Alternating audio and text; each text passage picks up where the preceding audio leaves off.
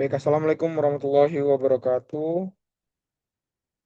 Perkenalkan, nama saya Nobel Ariasta. Saya di sini akan menjelaskan tugas dari ventilasi tambang mengenai alat-alat eh, ventilasi tambang. Dalam jantung setiap operasi pertambangan yang aman dan produktif itu berhembuslah kebutuhan krusial akan sistem ventilasi yang efektif. Eh, Tunggu sebentar. Ya kan, silakan.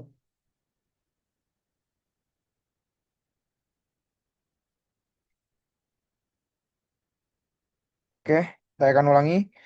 Dalam jantung setiap operasi pertambangan yang aman dan produktif tuh berhembuslah kebutuhan krusial akan sistem ventilasi yang efektif. Lebih dari sekedar sirkulasi udara. Ventilasi tambang tuh menurut saya adalah nadi kehidupan bagi para pekerja underground. Benteng pertahanan terhadap bahaya gas beracun dan debu berbahaya. Serta fondasi bagi lingkungan kerja yang sehat dan berkelanjutan. Setelah memahami betapa vitalnya peran ventilasi dalam operasi pertambangan, eh, mari kita alihkan perhatian pada jantung dari sistem ini. Bagaimana beragam alat dan teknologi yang bekerja tanpa lelah di bawah tanah, mulai dari fan, ventilation tube, dan sebagainya. Di sini saya akan membahas tentang alat-alat ventilasi tambang. Dengan saya, Nobel Ariasta, dengan NIM 0302 1182227010. Baik. Yang pertama itu main fan. Main fan seperti yang saya tulis di sana itu digunakan untuk menyuplai udara yang memiliki dua fungsi yaitu sebagai fan blower dan exhaust dari fan. Di sini yang di sebelah kanan itu di saat fan blower atau penghembusan udara, yang di sini itu penghisapan udara atau exhaust dari fan, tempat keluarnya udara. Jadi main fan itu eh, dapat bekerja jadi dua hal ini. Main fan tuh dalam segi pengertian merupakan pompa udara yang menimbulkan adanya perbedaan tekanan atau kedua sisinya. Sehingga udara itu akan bergerak dari tempat yang tekanannya lebih tinggi ke tempat yang lebih rendah. Dalam rangkaian ventilasi tambang tuh dua kipas angin dipergunakan. Jadi gunanya dapat dua gitu yang saya sebutkan tadi. Oke, ya hapus sebentar. Lanjut.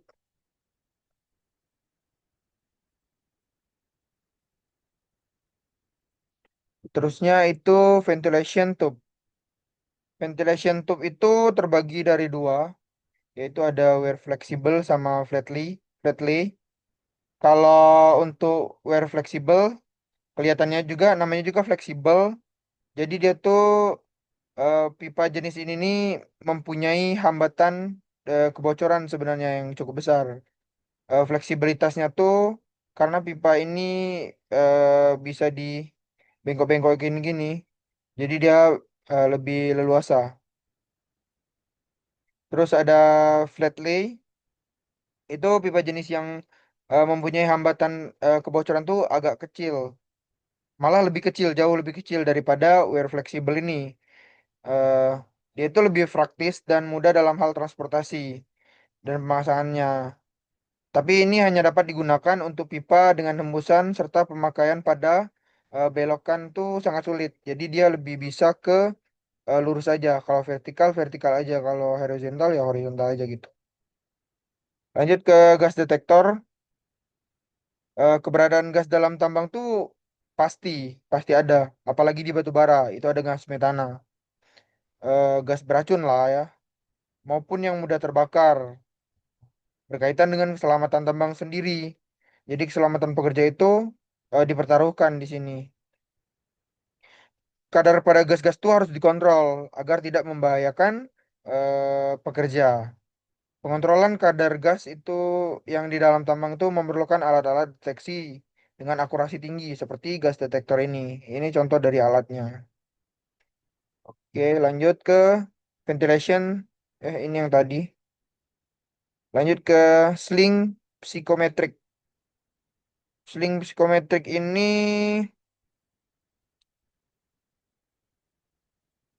oh ini dulu, ini belum tadi. Fan anometer. Fan anometer yaitu alat yang dapat digunakan untuk mengukur kecepatan aliran udara, volume udara, dan suhu pada tambang. Alat ini nih memiliki kincir angin seperti yang dapat terlihat di sini. Baik, akan saya. Oh, nggak bisa lagi ya. Oke, ini di sini dapat dilihat memiliki kincir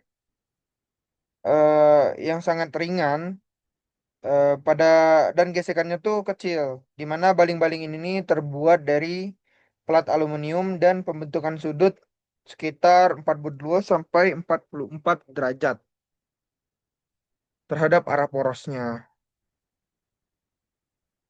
Untuk mengukur kecepatan angin, alat ini diletakkan di dalam aliran udara untuk mengukur baling-baling, di mana kecepatan angin atau jarak tempuh aliran udara per satuan waktu dapat diperoleh dari jumlah putaran dalam waktu tertentu.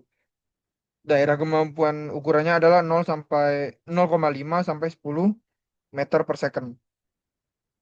Oke, lanjut. Yang terakhir itu ada seling psikometrik, di mana ini digunakan untuk mengukur temperatur udara di dalam tambang eh, dan pada alat ini terdapat dua buah termometer dalam skala derajat Celcius yang diletakkan berdampingan dengan dengan bingkai kayu. Fungsinya untuk mengukur temperatur cembung kering yang menunjukkan panas sebenarnya dan temperatur cembung basah yang menunjukkan temperatur pada saat terjadinya penguapan air. Pengukuran temperatur dilakukan pada stasiun yang sama pada saat pengukuran kecepatan aliran udara. Jadi di setiap pengukuran-pengukuran itu tuh ada stasiun-stasiun gitu untuk memastikan bahwa eh, keberbedaan dari pengukuran sebelumnya itu menandakan bahwa ada perubahan yang terjadi pada area tambang. Baik, mungkin itu saja yang dapat saya jelaskan. Saya Nobel Ariesta.